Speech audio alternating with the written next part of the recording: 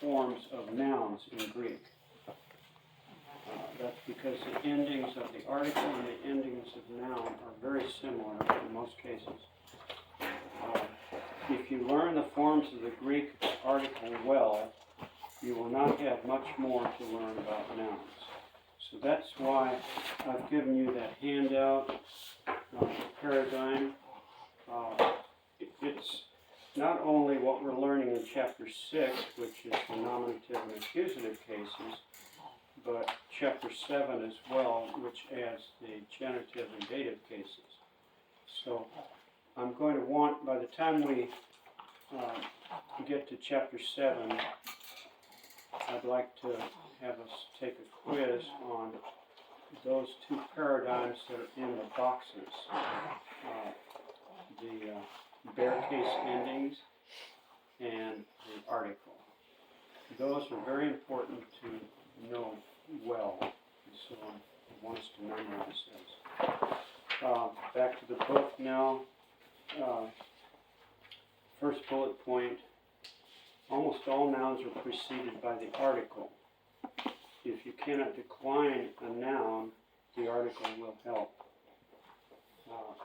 So what I do when I translate, I look first for the article associated with the noun.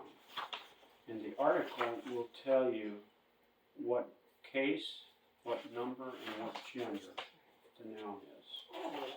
In fact, if you look in the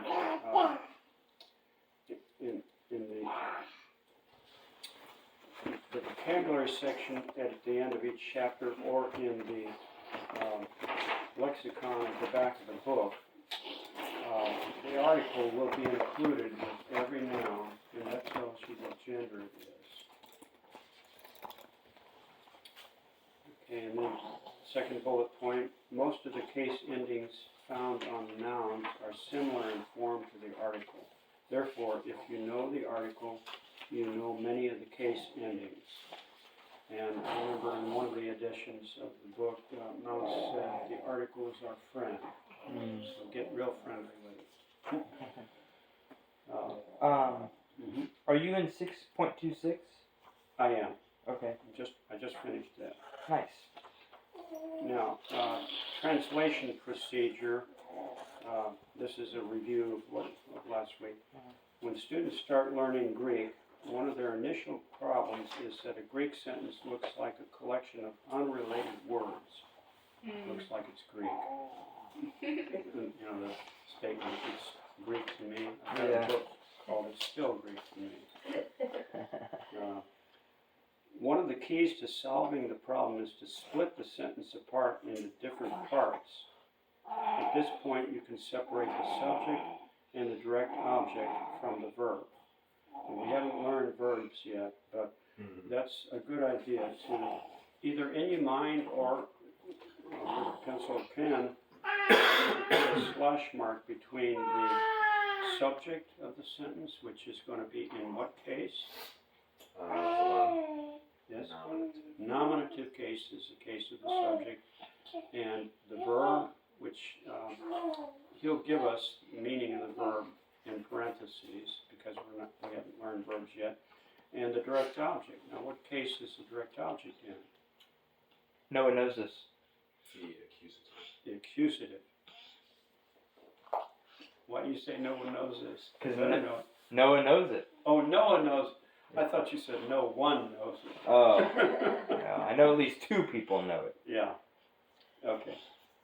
Yeah. So that's going to be what we're going to do today in the workbook.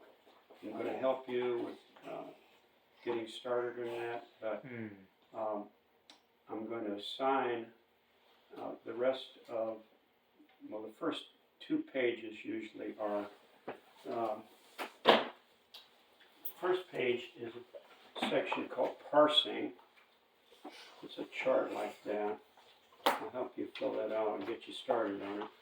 And then the second page has warm-up exercises, which are usually just a phrase of a whole verse, which in today's lesson will include the subject and the direct object, and he'll give us the meaning of the verb in What page is this on?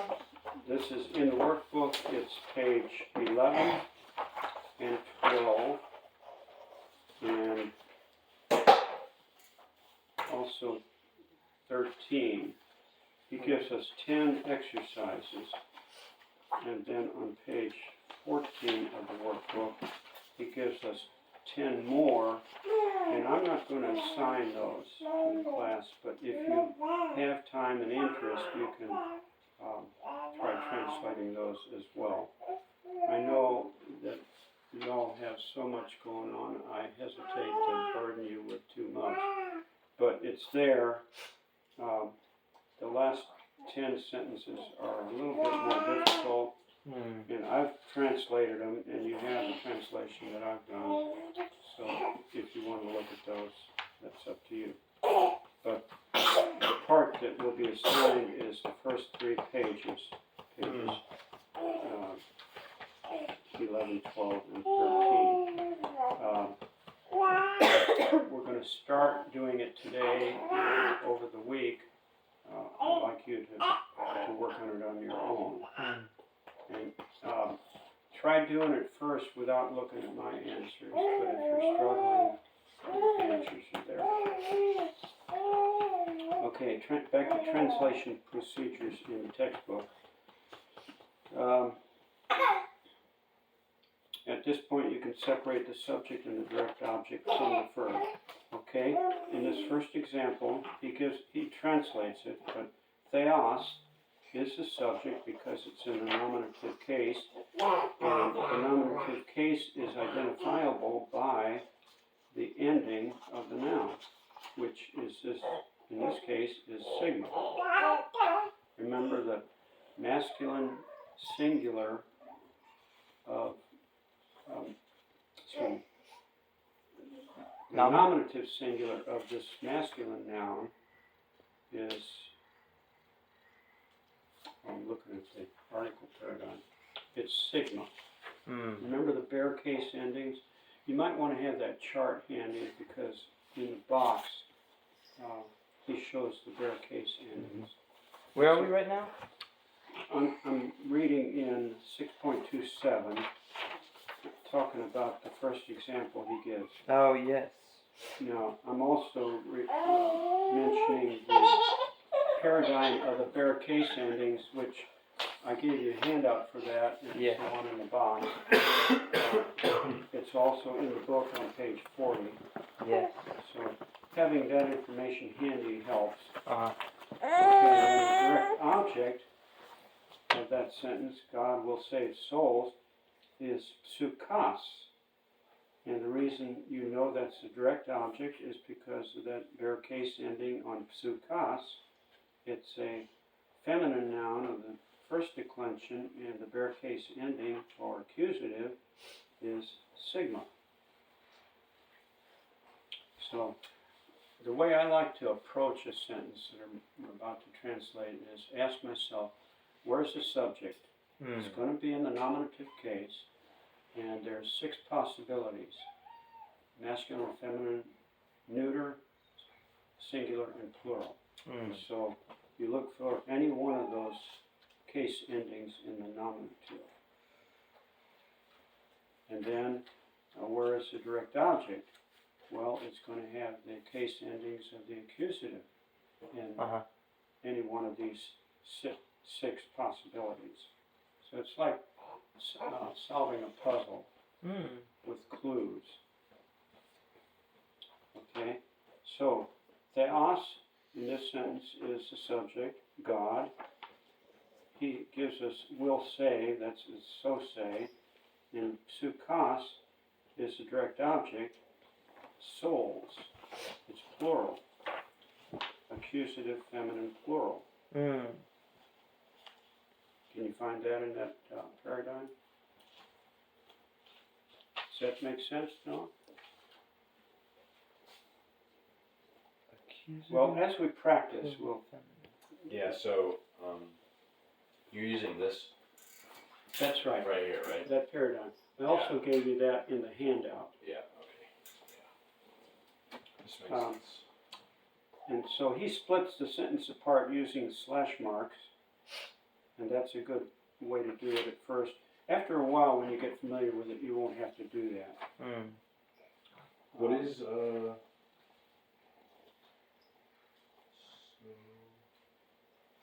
So say? yeah. What is so say? That's the verb. It means will save. Will. Okay. So Will will save. save souls. Yeah. So theos is in the nominative, Right. and souls is the accusative. That's right. Okay. Theos is nominative, singular, masculine. And souls is feminine, plural. Accusative, feminine, plural. Okay.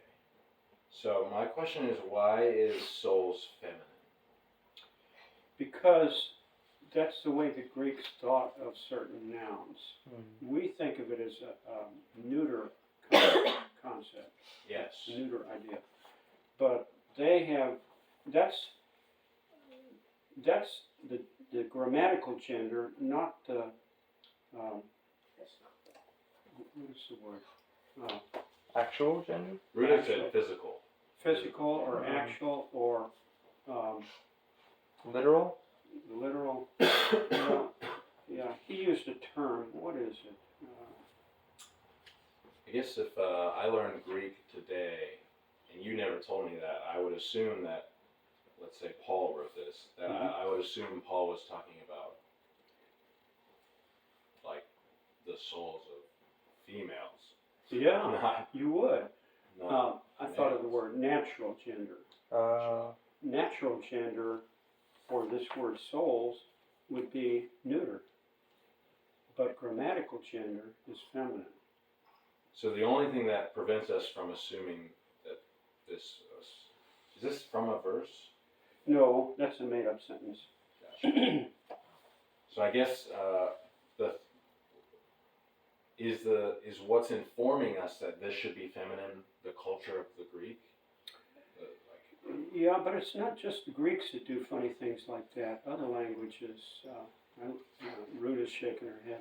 I learned German, and the word for maiden, a young girl, is Mädchen, but that's in the neuter gender.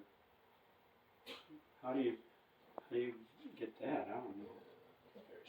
Der Tisch, that's the table, that's masculine. Tables are not masculine, they're neuter. Do you think this will be kind of a brick in the road for us? Like a difficulty? Well, I hope not.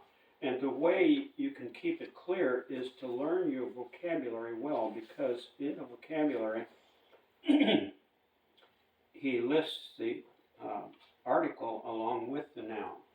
And you pay attention to the gender of the article to tell you what the gender of the noun is. Oh. See? 625. John, you can explain that more to me later. Be happy to. Well, look in your book on page,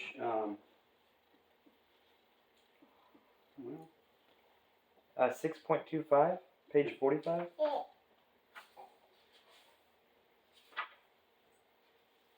Is that what you're thinking of, Mr. Carla? Perhaps. Where it has like the ha logos? Yeah. Yeah. Hey graphe. He's put this in the paradigm. Yeah.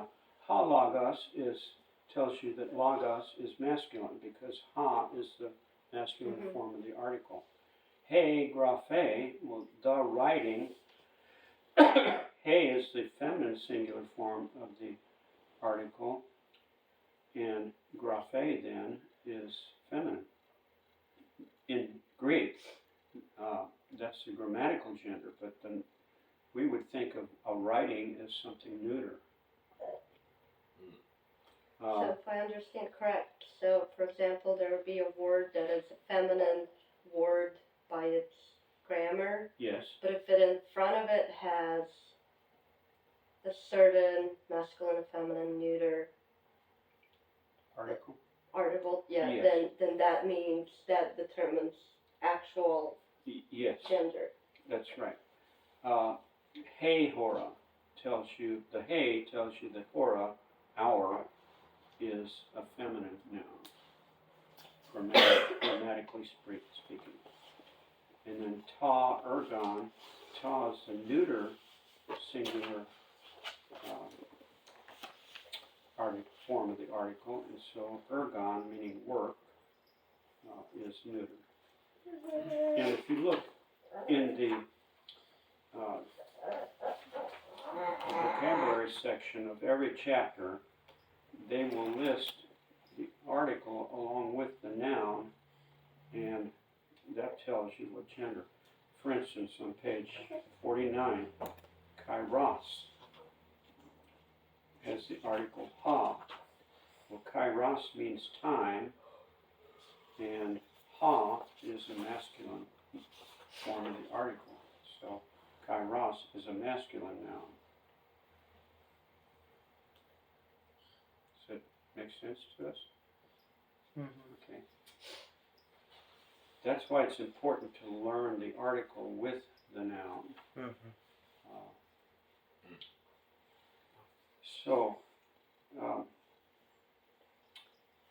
back to the textbook again on page, we pretty much finished page 45. Turn to page 46. If the article is present, keep it with the noun. In other words, he didn't give us that ha in the first example, but now he does. Ha theos. Well, we wouldn't translate ha, meaning the, with God, because the Greeks often put the article with the noun, or the name, either the name of God or the name of a person. But in English, we don't translate the article. We just say, God will save souls. As you get further into Greek, sentence structure becomes more complex. I'll eventually introduce you to the wonderful world of phrasing, my absolute most favorite exegetical tool. I don't use phrasing, I use diagramming sentences rather than phrasing. It performs much the same function, but we'll wait until we get that far. Okay, now 6.28, this is also important. As in English, the Greek article is generally translated the. The general rule is to translate according to the presence or the absence of the article. If the article is present, translate it, unless it's associated with a name, like the name of God or the name of a person, then you wouldn't translate it. But otherwise, translate it. But if there's no article, do not use the. If there is no article, you may insert a before the noun if it makes better sense in English. For example, ha anthropos means the man, and anthropos without the article ha means man or a man. Footnote 12. Greek nouns are definite in and of themselves and do not require the article in order to be translated with the. Be careful of using a too frequently. Okay, I looked it up. There's a sentence in John chapter 1, and you probably know this verse. Oh, There was a man. I already know what you're going to say. You do? Yeah, go ahead though. Okay, what am I going to say? I'm assuming you're going to go to the Kingdom translation of the Bible, which is used by Jehovah's Witnesses. Oh, no, I'm not. All right. Oh, All right. yeah. Go in a different direction. Okay. Do you know what I'm referencing now? Yeah, John 1:1. See, but there's another verse in John 1.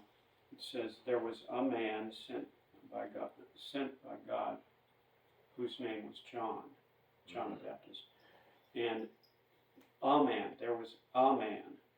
That means anthropos without the ha.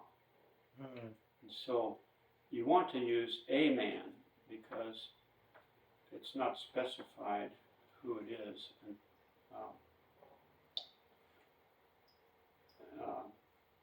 he's not talking about mankind in general. Mm-hmm. You wouldn't translate it, there was man sent from God.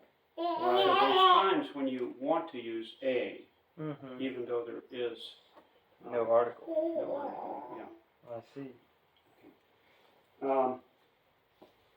I'm repeating what we talked about last week. Are we going on to 6.29? Yes, I want to do a little, probably all the way through 6:31. This is repeat from last week, but since Noah and Ruta weren't here. Yeah. Could we read some of these sections? Oh yes, please. Go ahead, John. 6.29. Alright, thank you. You will soon discover that the Greeks did not use the article the same way we do.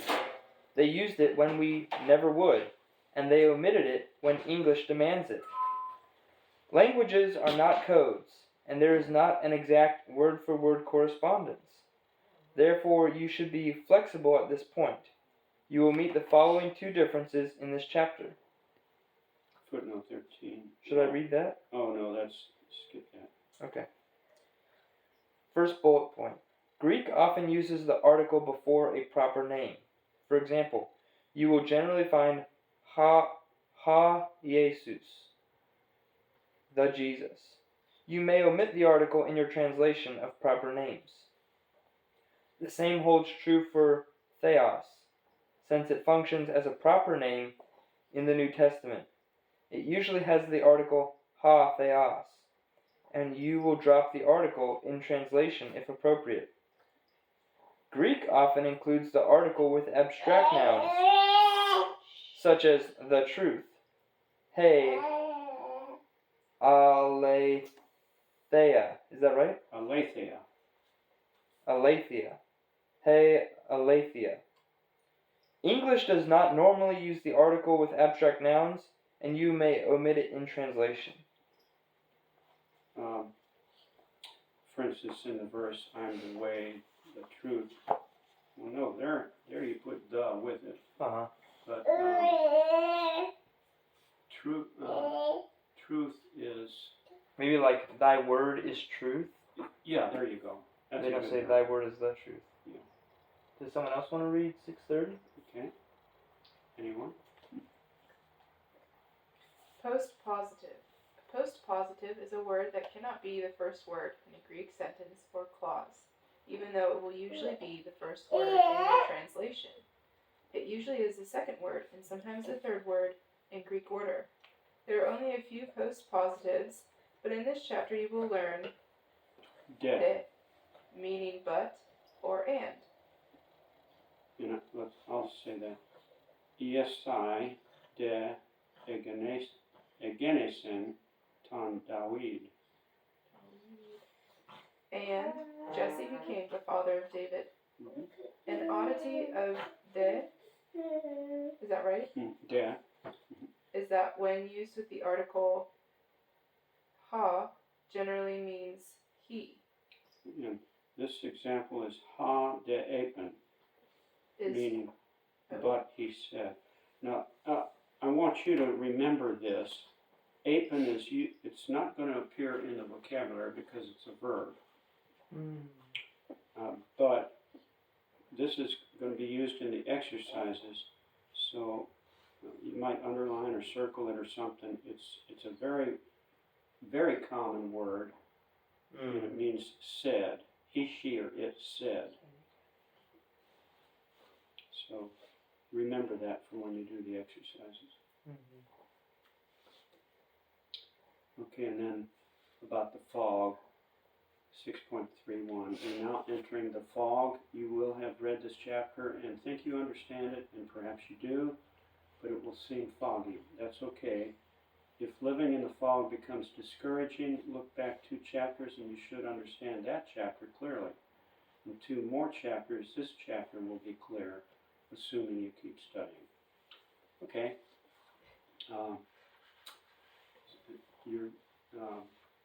I don't want you to get discouraged. That's why we're going slow and trying to explain things. So, I think I'll skip the quiz. We did that once before. And let's go to the workbook now. And let's do some of this together. Gosh, I wish Noah was here with us to do it. I know, I don't know where he No, went. I mean, Noah just comes and goes, so. I know. Noah might need a little help if you are able to do that. John did meet with him this morning. John, what? They met together this morning, Oh, John great. and Noah. Okay. Little explanation here. Warm-up. Warm-up exercises are short phrases that center on the grammar you learned in the current chapter. They will not necessarily make a great deal of sense, and they're not always from the Bible. As you've learned, the verb contains its own subject. The verb lege means he says, she says, or it says. Are you in the workbook on page 12? Yes, I am. Let's get Noah caught up to speed here. Sorry, yeah, I have to take a phone call. Yeah. Okay. We're in the workbook now, so if you would open Unfortunately, I didn't bring my workbook, so I'm going to scoot over to Ruda. Not sure.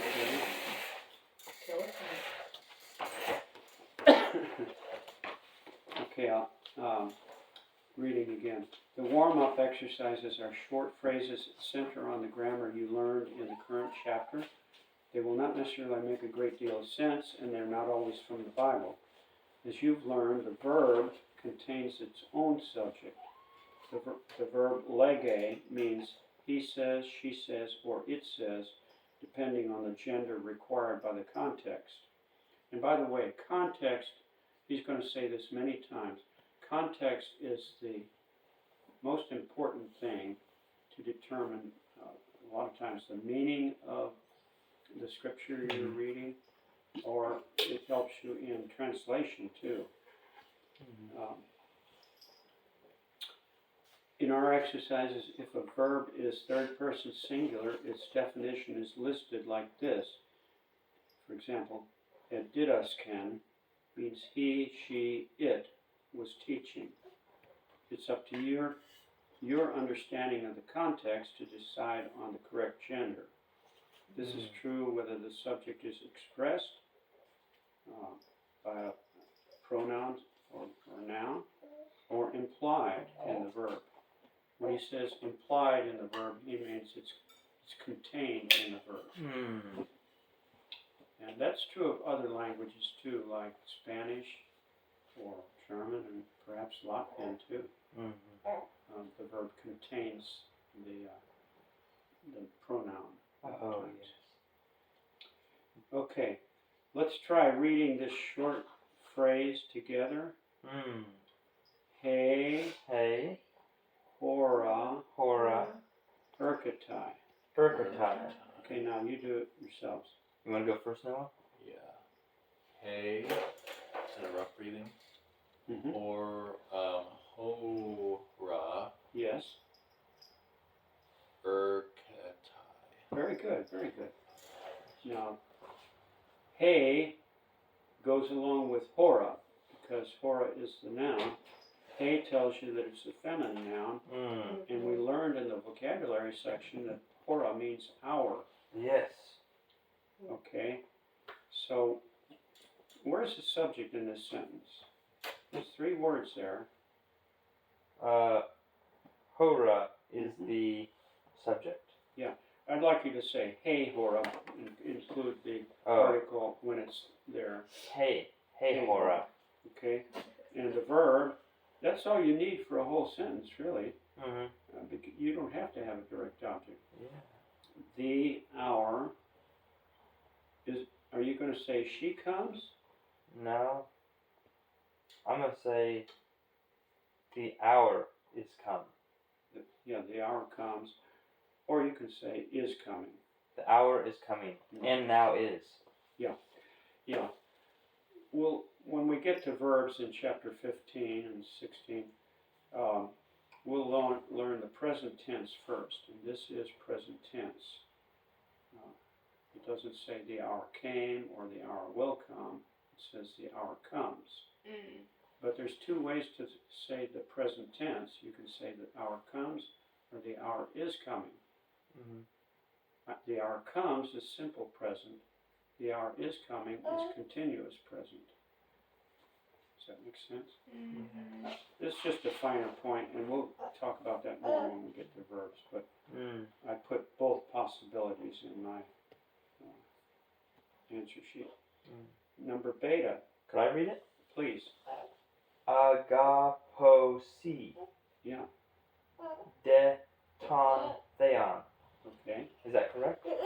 Agaposi, put the accent on the O. Agaposi. Mhm. De ton theon. Okay, where is the subject there? You're going to be looking for a nominative case ending. Yes, a nominative case ending. And if it's plural, it would be iota, iota, alpha. And that looks like an iota. So I'm guessing it's agaposi. No, because that's a verb, agaposi. Oh, they love. He gives it to us in parentheses. Alright. Yeah. The iota is used for other things besides a case ending, but that's a verb, so it doesn't have a case ending. Can you say again what we're looking for? What are we You're looking looking for, yeah, it's kind of a trick question because there is no word in the nominative in this sentence. for? It's included in the verb. So there is no nominative noun in this sentence. Not theon? Is theon not nominative? No, because what's the ending there? New? And this is a masculine noun, isn't it? Theon? Ton theon. Yeah. Ton is. What is? Oh yeah, ton is masculine. Oh, this is like a puzzle. Yes, it's like a puzzle. It's But like it's Theon. like, it's not that, okay. You know? Yeah. Like go back and forth. Okay, isn't that the accusative case ending? That's the accusative case ending for theon. Yeah. Accusative singular masculine. a direct object. Direct object. So the subject is included in agaposi. They. So someone loves God or God Yeah. or something like that. Yeah. They love God. Wow. But now the de But. is but Or and. or and. Let's go, Eve. Yeah, good for you, Eve. And they love God or but they love God. Now this is just a fragment of a larger sentence. So Right. context isn't there to help you. Okay. Now what I like to do is use abbreviations for the parsing. So back up in alpha, I put an NSF above the hey. Do you think Eve can tell us what NSF stands for? Nominative singular feminine. That's right. Yeah.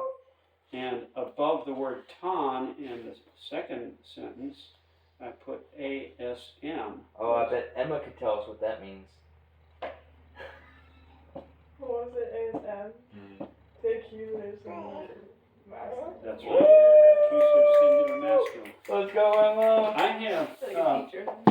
I'm not sure whether to give it to you right now, but I have something I worked up called parsing codes.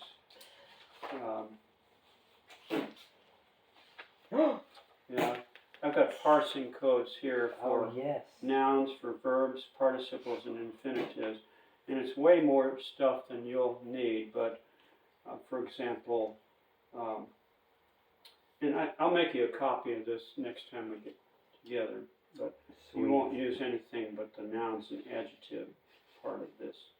But NSM means nominative singular masculine.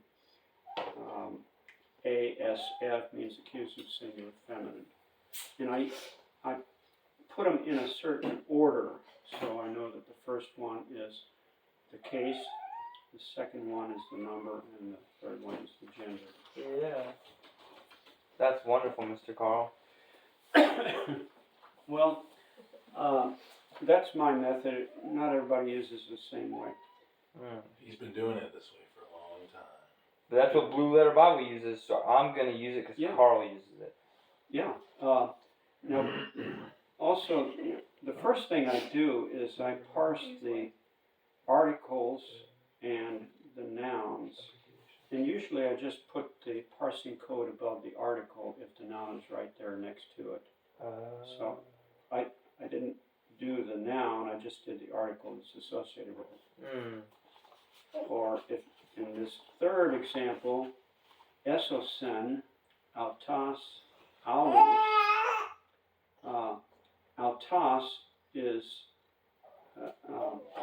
it's a pronoun. Yeah, let's talk about this third one. He gives us the meaning of esosen, which is the verb. He, she, or it saved. Well, The he, she, or it is included in autos, right?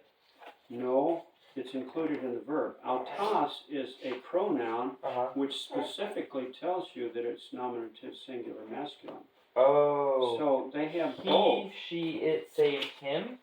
No, it's nominative, so it's not him, it's he. It's a redundancy, it's a duplication.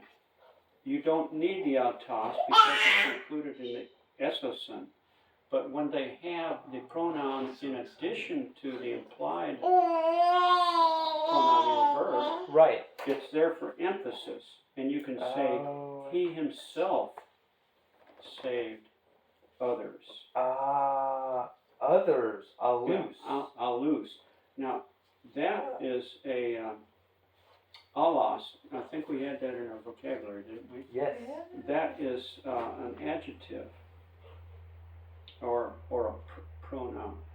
Adjectives and pronouns are so similar, they kind of overlap in function.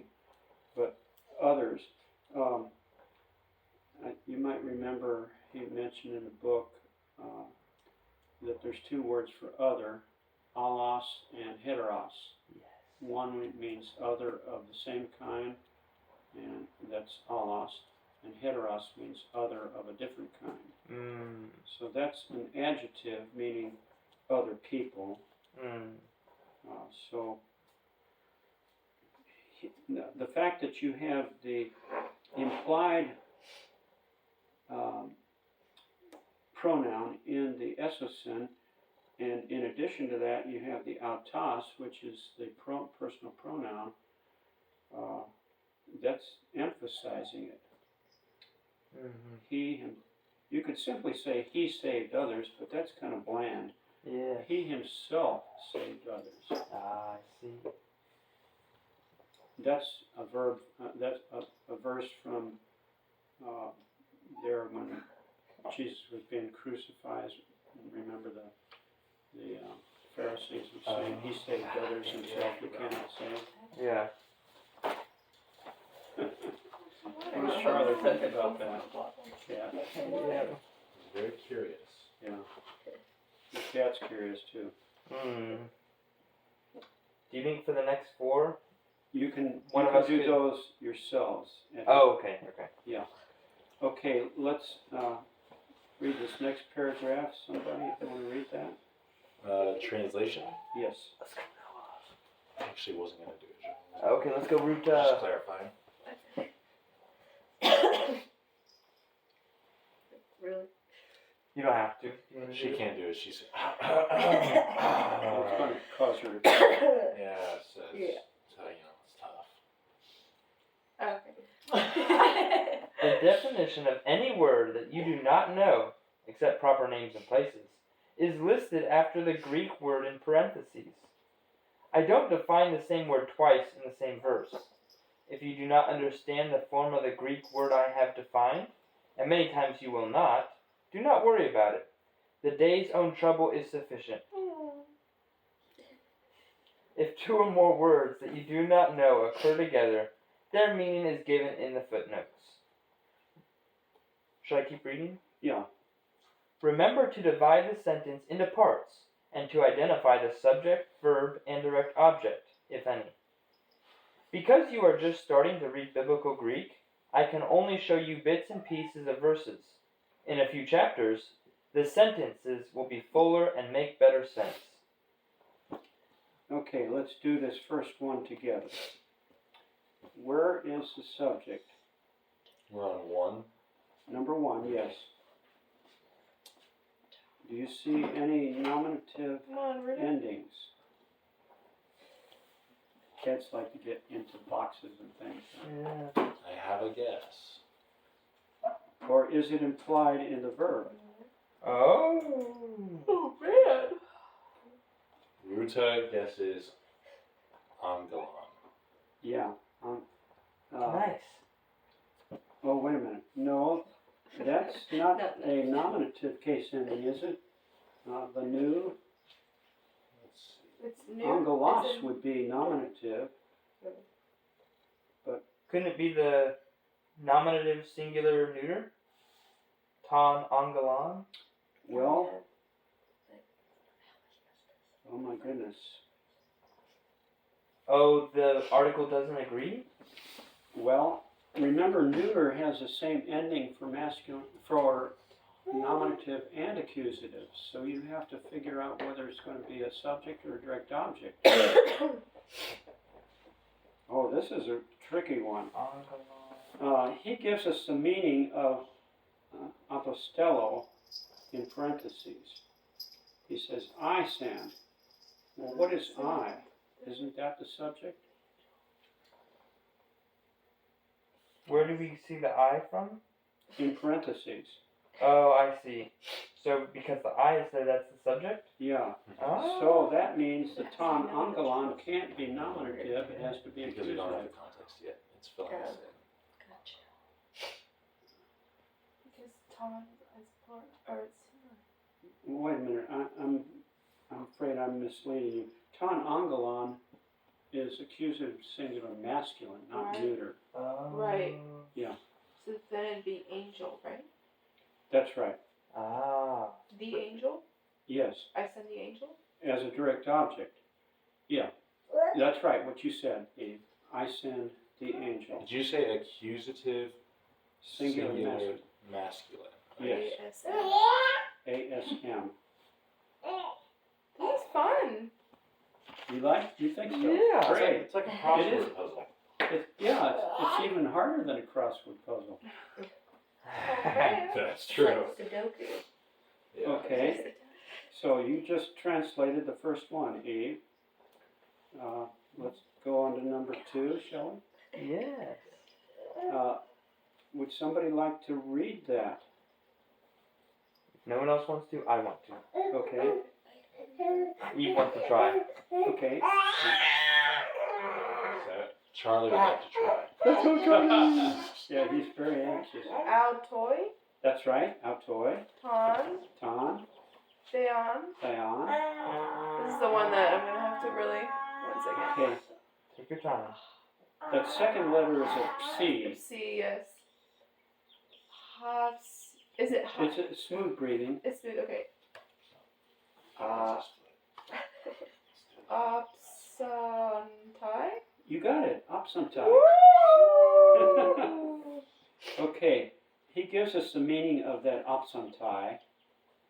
They will see. Good job. And that does include a pronoun, they, but is there another word in the sentence that's nominative? Ton is the article, which is accusative, Right, so it can't be ton theon. right? Could it be autoi? It is autoi. Autoi means they. Well, that's the same pronoun as in the verb. So it's a redundant thing, a duplication. It's not needed. So since it's there for emphasis. They themselves will see. What will they see? Ton theon. the god. Yeah. Where is the ending for Altoy on On that chart, the P, yeah, the Paradigm. paradigm. That's nominative plural masculine. Ah, that's what the P's getting, nominative plural. So this is where, if you're memorizing these paradigms, which I want you to start doing, just the ones that are in boxes. You don't need to do the rest of them. Okay. That just shows you how they look when they're put together with the connecting vowel and the root. Now, how do we know autoi is not nominative plural feminine? Well, it would have an alpha instead of an omicron. Oh, it'd be aute? Altai Autai. rhymes with isle. Alpha and iota. Mhm. Altai. Yeah. If it was feminine, it'd be autai. And how do we know that it'd be autai and not autoi? Because in here, the paradigm, it just has the iota. That's true, but if you look in the Endings attached to final stem vowel? yes. Oh. In the vocabulary section, which you are supposed to have learned, on page 49, second word, autas, aute, auta. This is a personal pronoun, and it has all three genders listed. But he doesn't, the way he does it, and it's shorthand, he doesn't repeat auta with the, he doesn't repeat out with the A or the omicron. It's autas, aute, auta. So those are the three forms of the personal pronoun in the nominative singular. Oh, okay. And this is true, this is the way he lists pronouns and adjectives. You have to have all three possible genders. Ah, I see. And that word autas is a very important word, very common word, and he's going to take a whole chapter to describe how to use autas. But here, in this exercise, autoi is the form of that word, which is nominative plural masculine, NPM. And the second word is ton, which is accusative singular masculine. So they can't be the same person. Right. And since you have the they included in the verb as well as autoi, that's emphasizing it. That's why I say they themselves will see God. And I think this is from Matthew 5:8 in the Beatitudes. Oh, the pure in heart. Yeah, they will see God. It doesn't, in the translation, it doesn't say they themselves. Right, yeah, you're right. You want to do one more together and then do the rest on your own? Yeah. Yeah, let's do another one. Okay. Third one. Well, let me get not the third one. Let's do one, number 8. Ooh, this one looks fun. Charlie probably wants to learn Greek. Let's go, Yeah, Charlie. he's getting very good, very good at grabbing the pages. Okay, we're going to do together number 8, which is probably the longest one. We're doing which one? Number 8 in the workbook. Numero Ocho. 8. Let's read together. Ta, Sabatan, Sabaton, Dia, Ton, Anthropon, Egeneta, Egeneta, Kai, Kai, Uk, Ha, Anthropon, anthropos, dia, ta, sabaton. Sabaton. Okay, let's parse the, Oh, uh, the Sabbath, article. the Sabbath for the man. Uh-huh. Now don't, Yeah, Don't give it away, John, John. come on. Come on. I want you to see this is one, if you didn't know the verse, you'd have to really think hard to figure out what the subject and the direct object is. I mean, even the verse itself is kind of confusing. It is, yeah. But this is a wonderful verse. Okay, parsing the articles and the nouns. Now, since every one of the nouns has an article with it, it's sufficient to parse just the article because you know the noun matches it. Ta is the neuter form. It's either nominative singular neuter or accusative singular neuter. They're Right. identical to each other. So we're going to have to puzzle it out. The next article is ton, goes with anthropon. Somebody want to try to parse that? Well, I'd be happy to. Yeah, Ton could be accusative singular masculine. that's all it can be. Ah. If you look at What's that? if you look at your paradigm, that's the only form. I mean, that's all it can be in the masculine gender. Now, does ton have to be related to anthropon? Or Yes, could, yes, how do we know that? because it's right next to it, right in front of it. Ton anthropon. There are cases when you have, we haven't learned adjectives yet, but you could have ton, agathon, anthropon. Agathon means good. Oh. But they would all have the same ending, on. Okay, so we've, so far we've got the ta, which is nominative singular neuter. Well, it could also be accusative singular neuter.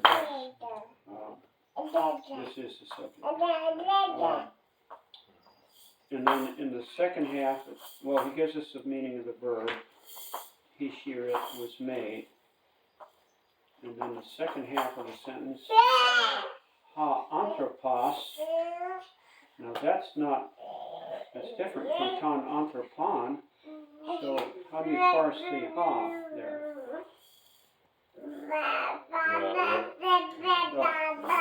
In the second half of the sentence, ha anthropos, you see that? Yes. How do you parse ha?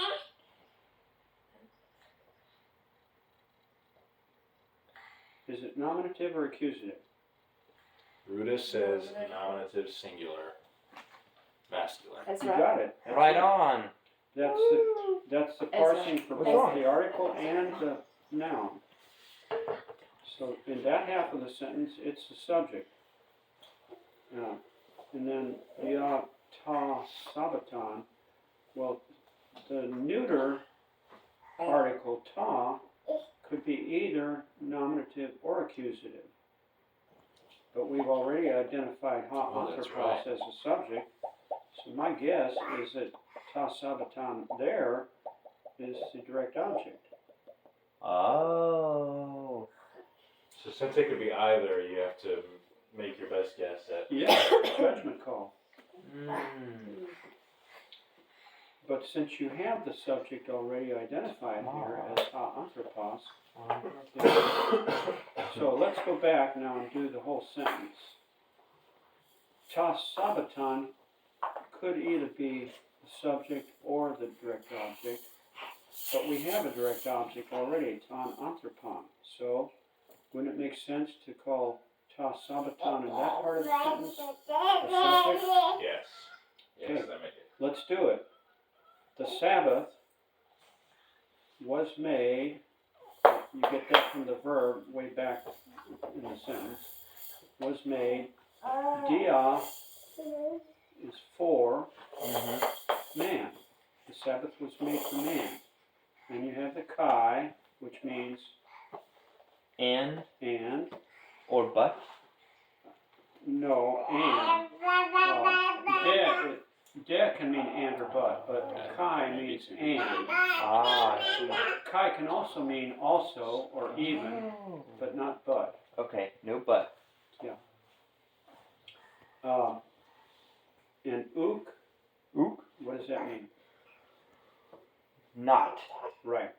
Oo Good job, or John. ook, Good job, Libby. yeah, means not. Okay, so the Sabbath was made for man and not. Take it from there. Chi is the somebody. and. Yeah. Noah, can you take it from there? No, it can take it Oh, from there. you want me to read or try and translate? Translate. Oh boy. You can do it. You can do it. And not. Well, I could do it because I know what the verse is. Yeah. Would you say the man? Chi, oo,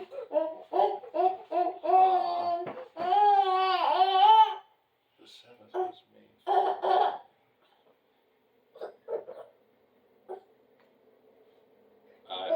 Because the ha is there, Mm-hmm. it has to be the or I don't know which one. If the article means the, Okay. and he said if it's there, translated with some exceptions. Mhm. If it's a name, which it's not, you don't translate it.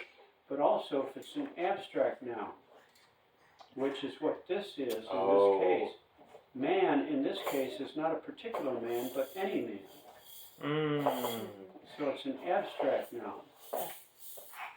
So you would not say the referring to a particular person. That's right. The Noah. It's a general. You don't translate the when it's with a name or with God or Christ or an abstract noun. So ha as in anthropos as in man. Yeah. So the Sabbath was I wouldn't even put a in there. This is you would just remove it? just man by itself.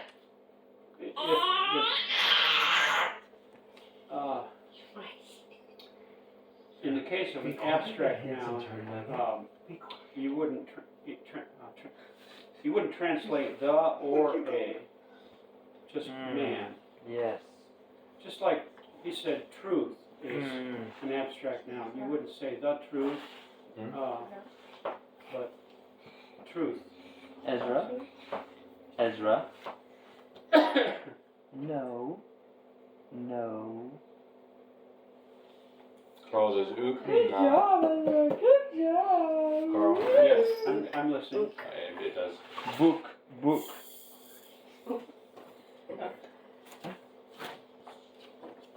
Oh, right. Dia, he gave us a meaning before. It means for.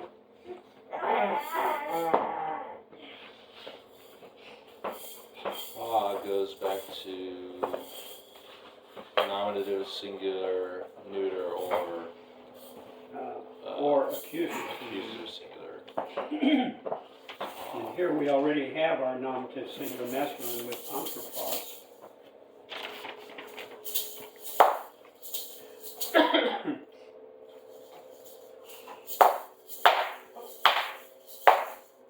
No, sir.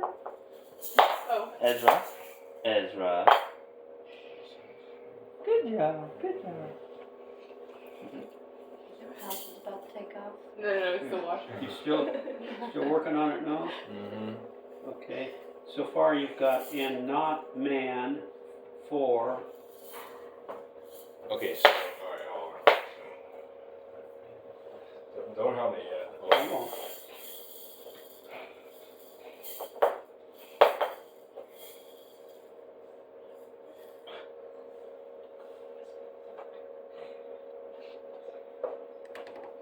So, halfway through the sentence, does the subject change? Oh yes, Okay. yes. Okay, so. It doesn't have to be the same in the first part as Yeah. the second. It's okay.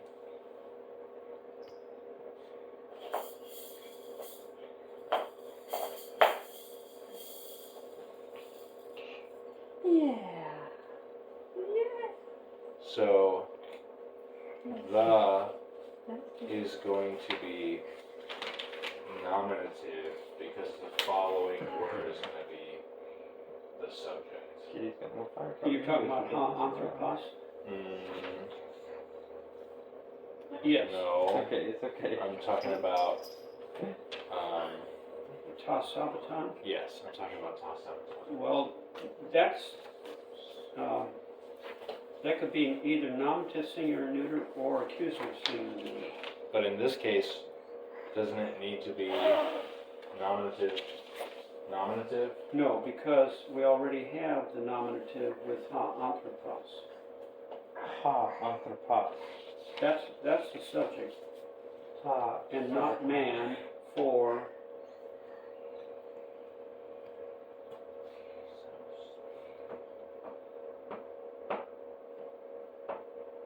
But I thought the second half of the sentence, the Sabbath became the subject. No, that's true in the first half of the sentence, but here it's not. The Sabbath.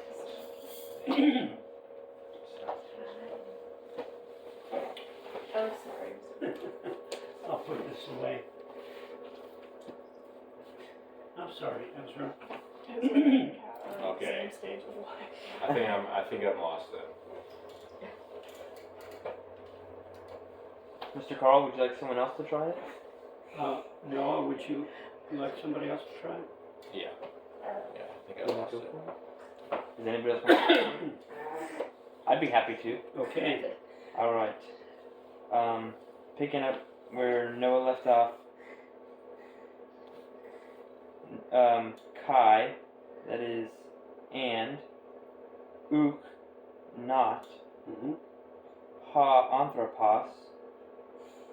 And not man. Right. Dia, for.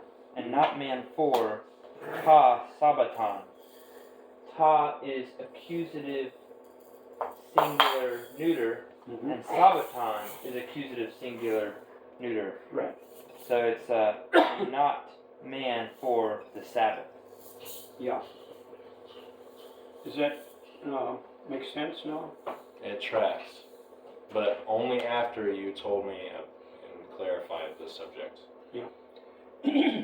Yeah, in the first half of the sentence, ta sabaton was the subject, and ton anthropon was the direct object. But now in the second half of the sentence, he flipped them.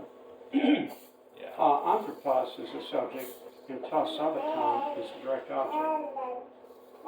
And Jesus is saying that, of course, Uh-huh. and he's making a point. And theologically, this is a very important thing. The Sabbath was given originally for a purpose, Uh-huh. so that men could work 6 days and rest on the seventh. And it was for man's benefit. That's why the word is for. Yeah. The word for is there. For the benefit of. Does that make sense? For the benefit of? Yes. But the Pharisees had corrupted the whole idea of the Sabbath by adding so many regulations and restrictions. It became a worse burden on the Sabbath than their work days. Uh-huh. You gotta be extra careful. Yeah, Made the Sabbath miserable. that's right. So Jesus is trying to correct their thinking about the Sabbath. Get him. Get him. Well, I think this is enough for the class time, for you to get started on the exercises. So the assignment is to do It's okay, it's okay. those 3 pages. We've done some together, but finish up. So, just to clarify, can you flip back? Yeah. At the beginning of it goes ta, Mm-hmm. which is nominative singular You got it. neuter. Yes. The Sabbaton, the Sabbath. Yeah. And the verb is way down the line. Yeah. Good job. The Good job. Anthropon. Ton is Ezra, accusative, no. singular, masculine. Right, so it's a direct object. Ezra. Accusative, singular, masculine. No. And ton means what? The, Okay, and then it brings us to what the subject is, mhm. or what the direct object is. Yeah, what the direct object Which is. is anthropon. Okay, so the Sabbath, for the Sabbath. How do we get the past tense was? Okay, that word agenita and the meaning of it, he, she, or it was made, is what we would look for next after the subject. Let me just say this in general. English structure usually puts the subject first, and then the verb, and then the direct object. Here we have to look at the entire sentence. Yeah. Ezra. The end of it and the Ezra. beginning and Yeah. piece things together. Come and here. back. Come. For, Yeah, the word come. for is called a preposition, Good. and Good boy. for man is called a prepositional phrase. Yeah. So, No, I guess when we're first translating these sentences, Ezra. we want to read through Ezra. them Come. maybe a couple times to get a full picture before we start trying to translate from the beginning. That might be helpful, yeah. You need to know what the words mean. You Yeah, need to know what the endings of the words are, right. and you need to be able to remember some rules, like you translate the article the, if it's there, with the exception of names or abstract nouns. That's a couple of rules to use with the article. But yeah, try to look at the whole picture, gather all your information like the meaning of words, and keep your chart handy that shows the case endings. Yeah. It's like my fifth graders always carrying around their times tables chart. Yeah, And have the, it goes to like from 2 to 100 and yeah, go this way and that way and they all cross over. yeah. And carry it That's with us. exactly it, yeah. And when, in the beginning stages when we're learning, we need those crutches. No.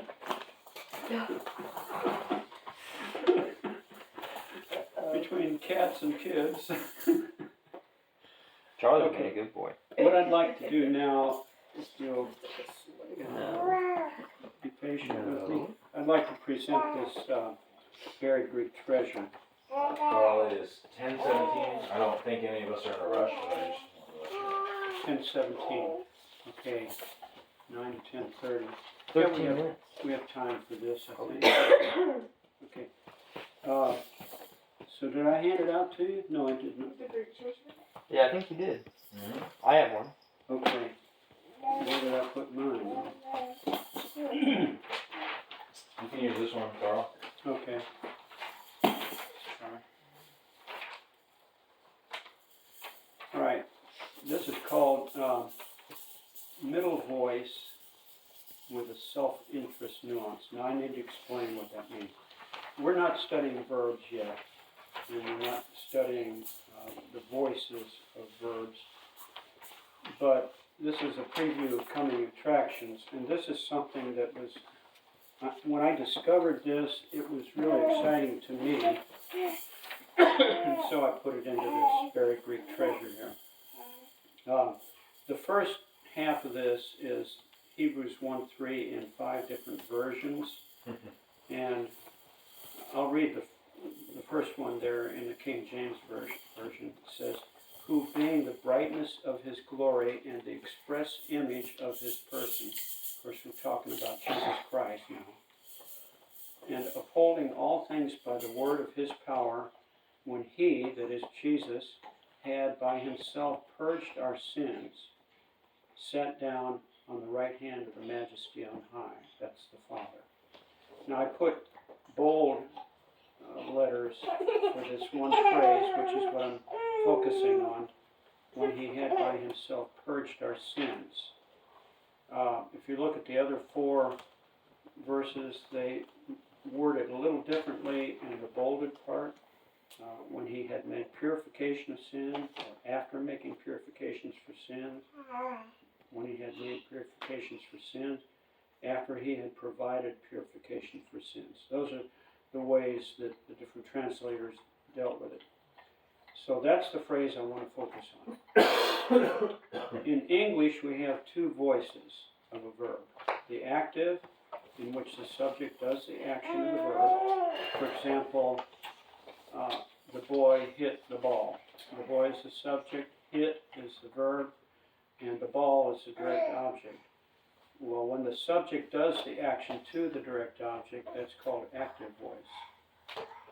You ever heard of that? You mean, I've heard it with you, you mean, you would say this phrase or this sentence is using active voice? Is that how you would use That's that right. phrase? But then English also has the passive voice, in which the subject is acted upon. An example The is... ball was thrown at John. That's right. You got it. So the subject is the recipient of the action, not the doer of the action. That's passive? That's passive voice. So English has both active and passive, and the Greek does too. But the Greek has a special voice, which the English doesn't have, and that's called the middle voice. And so what I'm going to try to present here is a use of that middle voice.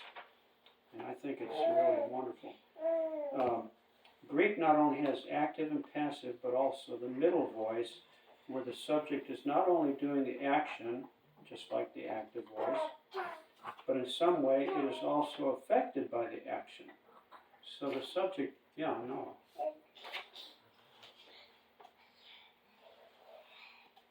So in this sentence, is it both active and passive because Jesus...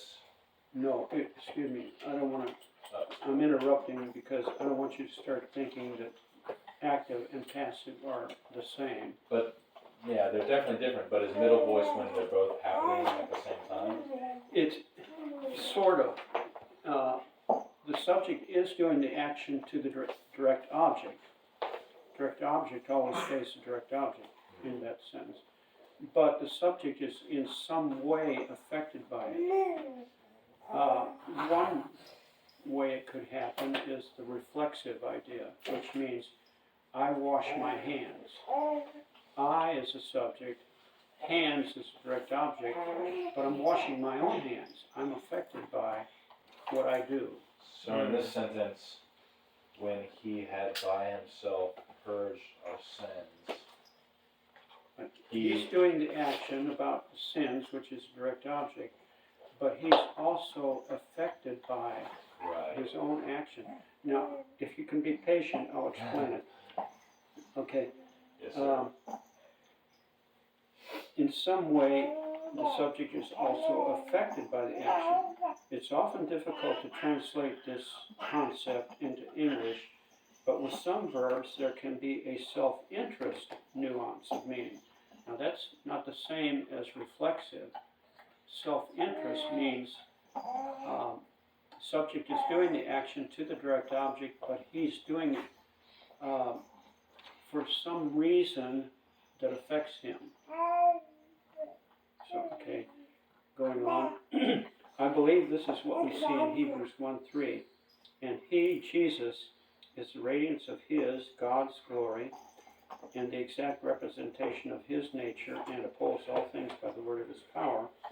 When he had made purification for sins, he sat down at the right hand of the Majesty on high. The bolded phrase is in Greek,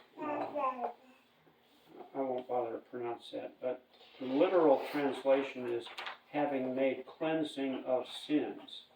So far, it's nothing unusual. But having made here is an aorist middle participle, and to show the self-interest idea associated with the middle voice, it could be translated when he had for his own sake made purification of sins. So he's cleansing sins, making purification for sins, and it's our sins. but it's for his own sake as well. Mm. Does that make sense? The same thought is expressed in Isaiah 43:25. I, even I, am the one who wipes out your transgressions for my own sake, and I will not remember your sins.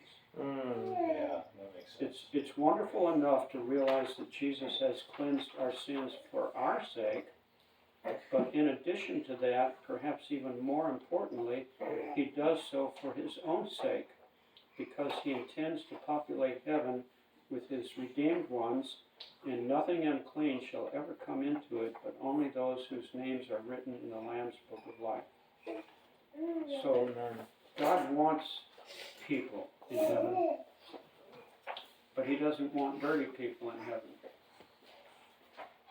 He cleanses us, makes purifications for our sins, because it benefits us, but it also benefits him. That's the whole point is what I'm bring out here. So I know this is way beyond where we are in the book, but to me it's a motivating Yeah. thing. Okay, give this back to you. So what is your thought on the King James translation? When he had by himself. Well, by himself is the phrase that they're using to try to get that idea of the middle voice. It's not, well, one way to use the middle voice is to do what the King James did and say he's the means by which purification was made. Reflexive. No, that's means, not reflexive. Oh. He didn't make purification for his own sins. Oh, I see what you're saying. But he did it for a purpose, and the purpose, I believe, was to benefit us as well as benefit himself. Yes, I see. To me, that's a wonderful concept. That is. Is it the same thing that you were talking about earlier about they themselves, or Yeah, does that change anything at all? that's sort of the reflexive idea. The word, whenever you add, Sorry. whenever you add self or selves to the end of a word, that makes it reflexive. Can't get up, I can't get up. Saying anything, Lenny? Ready to go. Where do you have to go? No, I just. Okay. Well, I think we're about at the end of the class. Somebody want to turn off the recorder? Yes. Thanks for doing that.